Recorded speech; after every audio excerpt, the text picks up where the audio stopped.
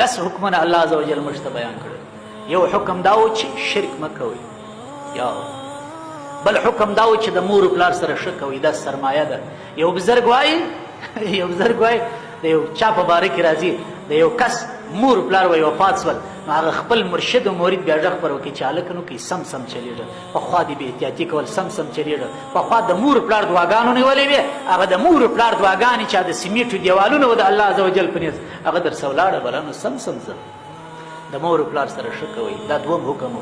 دریم حکم الله عزوجل موږ ته دا راکړي چې خپل اولادونه د لوږې څه مه وژني. یوې ظاهري وژل و الحمدلله هېڅ مسلمان یې نه وژني، لیکن ما او تا خپل اولادونه نن سبا وژنو، هغه باطني وژل و. اسلامي دیني تربیه خپل اولاد ته نه ورکول، علماو لیکلي دي دا روحي وژل دي، دا باطني وژل دي، دا روحاني وژل دي. څو شان شول. څلورم حکم دا ولا تقربوا الفواحش، د بې حیایي کارونه پرېږدئ. په ټولنه کې بې حیایي مه کوئ، د بې حیایي کارونه پرېږدئ. که زنانه دي که مردانه دي، د بې حیایي څه امراض راځي، د بې حیایي څخه په ټولنه کې وباوې راځي. تاسې وګورئ څونه چې ډاکټران ډېرېږي، څونه چې سامانونه ورسره ډېرېږي، څونه چې کلینیکونه او شفاخانې ډېرېږي، څونه چې د دنیا په سطح اسباب ډېرېږي، دومره امراض ورسره مل دي. ولا تقربوا الفواحش، فواحش مه عاموئ. هر څوک چې فواحش ته لمن وایي، إن الذين يحبون أن تشيع الفاحشة في الذين آمنوا لهم عذاب في الدنيا والآخرة. څوک چې اسلامي ټولنه خرابوي د پیسو په مقابل کې، رسنۍ والا دې بیا واوري او بیا دې واوري. څوک چې د پیسو په مقابل کې خپل ژبه غلط استعمالوي، خپل اواز غلط استعمالوي، او خپل خپرونه غلط استعمالوي، خپل پروګرام غلط استعمالوي، هم عذاب علیم فی الدنیا والآخرة. په دنیا کې به هم الله عزوجل ذلیل کړي، په آخرت کې به هم الله عزوجل ذلیل کړي. نو پنځم شی چې شو ولا تقرب د فواحش څخه اجتناب. څلورم شی او پنځم شی چې ناحق قتل، ناحق قتل خو نه هغه د سر خلاص کړه، بلا به تفصیل نه غواړي څه حال.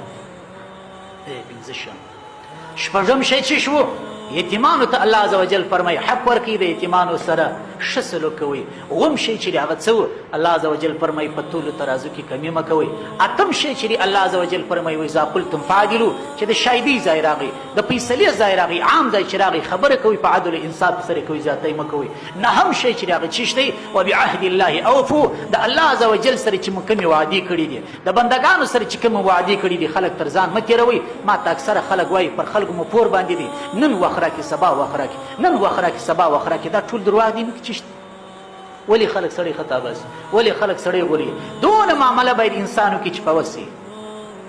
رزق و روزي لیکلی شری په چالاکۍ نه کېږي. که په چالاکۍ کېدلی حکیم علومت صاحب فرمایي بمبئی ته ولاړم امي سړی و، څو واره مې درته ویلي دي. رزق و روزي لیکلی شری په چالاکۍ بیداري نه کېږي. زموږ ډېرو ځوانانو په چالاکۍ بیداري سرونه پسې وخوړل، سرونه پسې بایلول، خو څه یې لاسته رانهویستل. دا د قسمت شی دی، بس خپل اندازه کوشش وکړئ. بمبئی ته ولاړم، یو امي سړی و، زمیندار و، 22 کسان یې هغه کسان منشان و چې په اصطلاح زموږ ته د پوهنتون پاس، لیسانس پاس، ماسټر پاس، فلانکۍ پاس.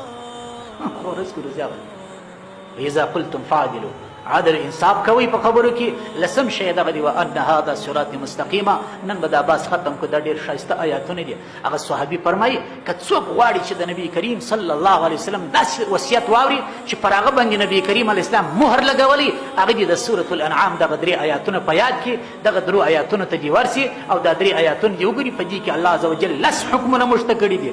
دا 10 حکم که په کومه ټولنه کې برپایه سول، هغه ټولنه به بیا سره زر ګرځي. یو د محکمې درغلي چې ولاړه بیا دعوا نشته.